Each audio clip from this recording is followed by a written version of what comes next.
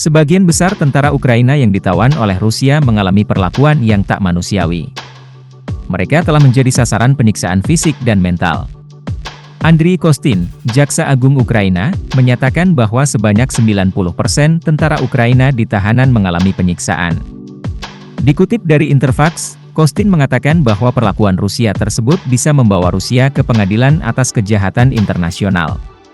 Pemutaran pertama, percakapan informal dengan tawanan perang yang kini kembali dari penawanan, mengungkapkan bahwa hingga 90% masyarakat kita menderita berbagai macam penyiksaan, perlakuan tidak manusiawi, kekerasan fisik, termasuk seksual, dan kekerasan mental. Kostin menekankan bahwa sistem yang diciptakan Rusia adalah sistem penyiksaan dan perlakuan tidak manusiawi terhadap mereka yang berada di wilayah pendudukan atau wilayah Federasi Rusia. Mimpi buruk. Seorang prajurit marinir Ukraina mengaku mengalami penyiksaan fisik dan psikologis selama 9 bulan sebagai tawanan perang Rusia, namun hanya diberi waktu istirahat dan rehabilitasi selama 3 bulan sebelum diperintahkan kembali ke unitnya. Prajurit infanteri, yang meminta untuk diidentifikasi hanya dengan tanda panggilnya, Smili, kembali bertugas dengan sukarela. Namun baru setelah dia menjalani pelatihan tempur intensif beberapa minggu setelahnya, kedalaman dan jangkauan cederanya, baik psikologis maupun fisik, mulai terlihat. Saya mulai mengalami kilas balik, dan mimpi buruk, katanya dikutip dari The New York Times.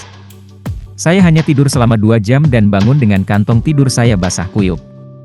Dia didiagnosis menderita gangguan stres pasca trauma dan dirujuk untuk perawatan psikologis, dan masih menerima perawatan. Ukraina baru saja mulai memahami dampak jangka panjang dari trauma yang dialami tawanan perang mereka di penawanan Rusia, namun mereka gagal memperlakukan mereka dengan baik dan mengembalikan mereka ke tugas terlalu dini, kata mantan tahanan, pejabat dan psikolog yang akrab dengan kasus-kasus tertentu. Hampir 3.000 tawanan perang Ukraina telah dibebaskan dari Rusia melalui pertukaran tahanan sejak invasi tahun 2022 dimulai.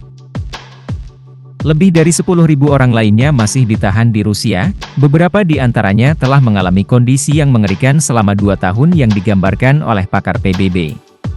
Program rehabilitasi pemerintah Ukraina, yang biasanya memakan waktu 2 bulan di sanatorium dan 1 bulan di rumah, tidak memadai, kata para kritikus, dan trauma yang diderita para tahanan Ukraina semakin bertambah seiring dengan lamanya dan parahnya penganiayaan yang mereka alami.